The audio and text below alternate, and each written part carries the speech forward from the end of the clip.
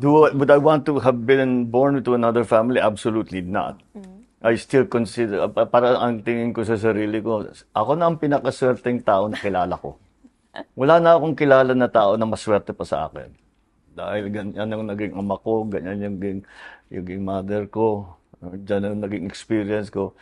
Kasi lahat naman ng experience, kahit hindi ka nag-enjoy, may natututunan ka eh. Di ba? Yes.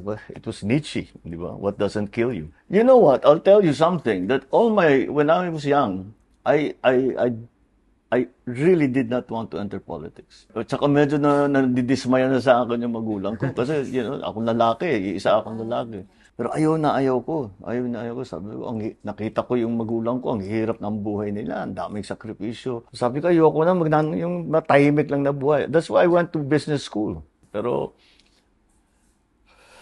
hindi ganyan ng buhay, hindi mo ma-predict eh. Kaya dito ako napunta.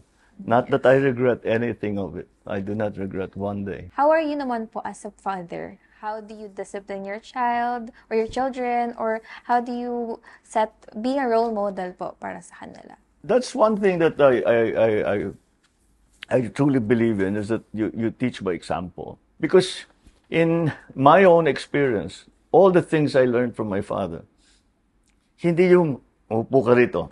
The lesson for today is ganito, ganyan. Walang ganun.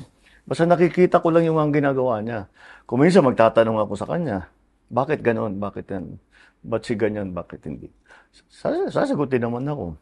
So, sir, we're talking about your family dynamics po. No? So, I want to ask po, since you are the son of our late President, Ferdinand Marcos Sr. po, is there anything po na you would have done differently from the decisions he made during his term po?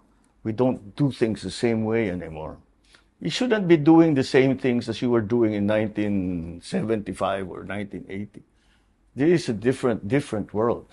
And every day, we spend hours with my advisors thinking. Think out of the box. Stop thinking the same old way. It doesn't work anymore. My hope, and the reason the structural change is important, is because kahit wala na ako rito, sana yung mga pagbabagong na simula namin o na tumatakbo na, matuloy-tuloy na para hindi na matanggal. Do it in such a way that it will continue, it will even get better, especially if we choose our presidents well. So that's what's behind all of that. I'm curious po, is there anything na tinuro po ng father niyo po sa inyo na you still apply up to now? Whether sa work niyo po as president or personally po? Many things. Dami. Kung minsan may nangyayari, tapos may response ako. Tapos may isip ko, paano ko lang gawin yun? Kasi naalala ko na, years ago, nakita ko sa father ko, meron siyang ginawang ganon. At magandang naging resulta. Kaya doon ako natuto. I think the basic thing that I learned from my father is don't stop.